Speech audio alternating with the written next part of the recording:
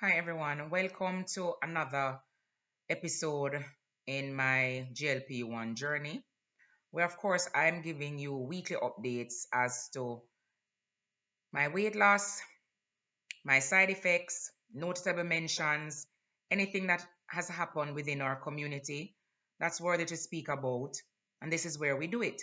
For those of you who are new here, I'm Shelly. For those of you who have been with me for the last at least 19 weeks, welcome back. So, I would have mentioned many weeks ago that on the 18th of this month, it is January 18, which was yesterday, I would have been on a GLP-1 in some shape, form, or another for a period of 5 months exactly.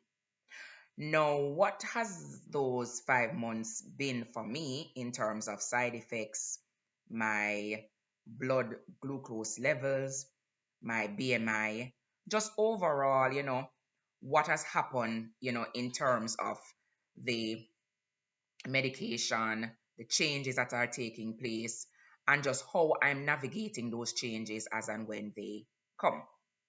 And more so in the last two shots, which was week 18 and 19, I do have a new side effect. Yes, guys, there is something that is now registering as a side effect on my GLP-1 compound trizepatide. So let's talk about it. So as per usual, I have to go to my trizepatide journal so that I can keep things honest with you and tell you exactly what has been happening. So by now, I think everybody is aware that I am on the 7.5 milligram of compound trizepatide, and this is after 2 rounds of titration where I spent 4 weeks on a 2.5, and then I spent another maybe 12 weeks on the 5 milligram, and then I recently titrated to the 7.5.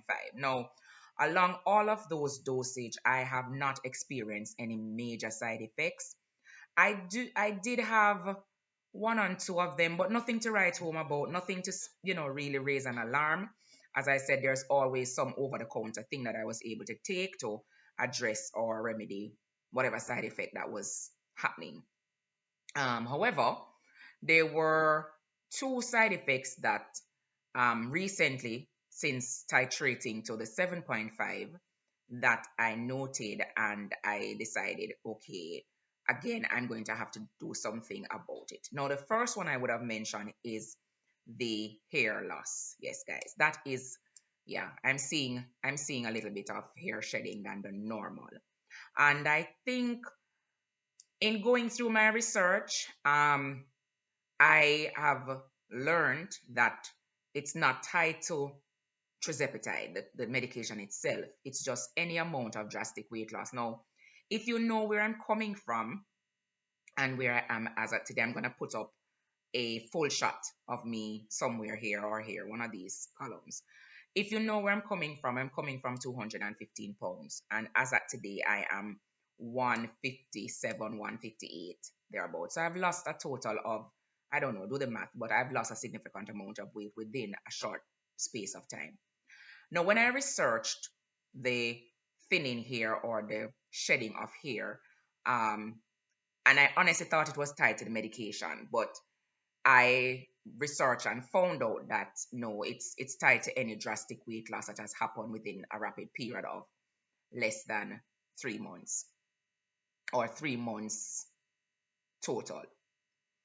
Um, and so this is what has caused my hair to be thinning or shedding or falling out, for want of a better word. The good thing about it is that once your weight has stabilized, meaning you have reached that point and you are now maintaining a diet of high protein, high fiber, then the hair goes back. So, in addition to that, I am also drinking my Mary's Ruth vitamin for hair growth. So, again, that's how we are addressing all the side effects as and when they come. Now, the second side effect that I noted while titration has happened on the 7.5 is my thermal insulation. Now, guys, I never knew this was so real, but it is real. I cannot not feel cold. I'm always cold. I also researched that as well and found out that with drastic weight loss, there were thermal fat. I don't know the name of it. And again, I'll remind you, I'm no medical doctor. Please speak with your medical doctor on any of what I am personally telling you that I experience. So there is a layer of fat that is in our body that insulates for temperatures that are extremely cold. And what has happened when you go through this drastic weight loss is that you have lost this thermal fat in such a fast and rapid way that your body is not has not adjusted to the temperature that will allow you to be able to function without feeling this freezing, as they call it. So I am experiencing freezing that I've never understood before. Like I'll just be extremely cold because I've lost all my thermal fat or most of my thermal fat. So those are the two side effects that has now been registering with me on the 7.5. So let us talk about um the actual weight loss for the week 18 and week 19. As I said, as of yesterday, I did my 7.5 shot for week 20. So I started out week 18 at 163.8. That was what I measured. I weighed in at week 18, which was on the 3rd of January 2026. I was 163.8. Now, the appetite suppression on my compound trizepatide has been awesome at 7.5 milligrams, meaning I am not hungry. Satiety is through the roof. My appetite suppression is 10 out of 10. And just looking on my different times of the day that I would eat, whether it be breakfast, lunch, dinner, I literally add very little. Um, I had soup, I had a half a burger, and everything else was just water. I ensure that I have my 8 glasses of water per day. It did not impact my energy at all, as I always say to you on these medications. Something about the additives or what has been personalized in my compound medication has caused me to have this amount of energy that while I won't say that food is not important because food gives us most of our energy, the B12 vitamin that has been added to my compound trizepatide has caused me to not feel the sensation of low energy. I'm really feeling energetic given that I'm not eating as much. Now, this is something that I'm not promoting because the truth about this medication is that they will suppress your appetite to the point that you forget to eat. But we have to be, as I always say, we have to be adult about it and we have to just remind ourselves that we need to maintain our 100 grams of protein. So again, not to lose muscle mass or thinning here. Very important to both of those things. So I try nonetheless, even though my appetite is being suppressed significantly, I still try to have at least 100 grams of protein, my water, and more so something that is fiber based. So for most of the week 18, I maintained pretty much that 163 for at least 2 days. And on the 5th of January, I lost 2 pounds. So I went down to 161.8 by the 5th of January, which was awesome when I saw that 2 pound loss.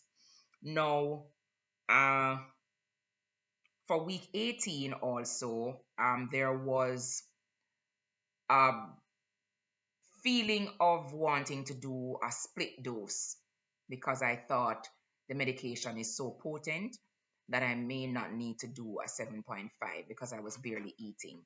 So I thought about doing a split dose, which was splitting my 7.5 and doing half and half just to somewhat allow my body to at least be able to tolerate food. It was a thought of mine. I didn't end up doing it. Um, for reasons that I'm not able to even remember at this point in time. But it was an intention of mine, and I ended up not doing it. So I went through week 18 at a steady 161.8 right up until week 19, and I lost 1 pound on the 10th of January, which was the exact day that I took my week 19 shot. So between my week 18 and week 19, I would have lost a total of 3 pounds, which is from 163 to exactly 168, 160.8. So for a 7-day period, I lost 3 pounds, which to me is a little bit more than the recommended weight loss per week, because as you know, it's recommended that you lose a half a pound to 2 pounds per week, and I actually lost three. So when you experience those out of the normal weekly weight loss, again, there's going to be hair shedding, muscle mass loss, and all of that. And I would have told you how I'm doing the resistance training to ensure that I do maintain my muscle. Again, I'm looking at my food log, and not much to talk about in terms of what I ate. I literally was having soup every day for the entire 7 days with very little meat, very little of anything. But again, I see days when I try to force myself to have some amount of protein, right? So I started week 19 on the 10th. As I said, by then I was at 160.8, which was a total of 3 pound loss within that 7 days.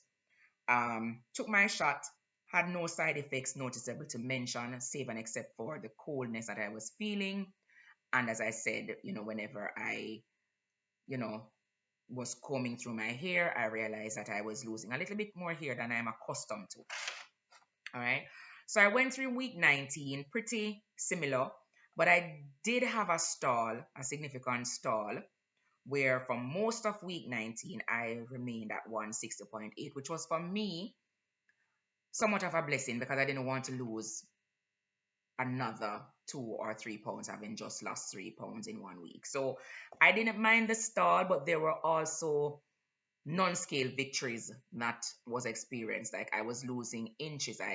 Things that I would have normally worn the week before, I had to now adjust the very next week. So while the scale wasn't moving to show me a scale victory, I had non-scale victories in the inches that I was losing. So you can imagine by this week, which is now my week 20, I would have lost 2.8 pounds. So with inches comes the pound. So once you're experiencing those non-scale victories where you're finding that your clothes is, coming in and you have to be taking things up, or you have to be putting another hole in your belt, even though it's not showing on the scale, what will be coming next is the actual scale victory. And that has been true for me right throughout, these week on week updates. I don't experience anything except the non-scale victories in 1 week, and then by the next week, there goes 2 to 3 pounds. So that's something as a noticeable mention. So by the time I hit the end of week 19, as I said, and week 19 would have ended on the 16th of January, I would have exactly lost 2.8 pounds. So I started week 20, which was yesterday, taking my 7.5. Hold on, it wasn't yesterday. Yesterday was the 18th. So on week 20 started for me on the 17th, and I would have taken my 7.5 shot on the 17th. And on the 17th, I lost 2.8 pounds. So I was completely out of the 160s by my week 20 shot. And I am at 158, 157 as at today. But that's for week 20's updates when I'm in week 21, right? Again, not a lot in terms of food intake. And again, I think I will have to talk to my provider in just explaining the level of appetite suppression that is coming from the 7.5 and my needing to titrate down back to maybe a 2.5 or a 5 milligram now that I'm at a I won't say that I'm at my goal weight, but I'm at a weight that doesn't require this aggressive dosage.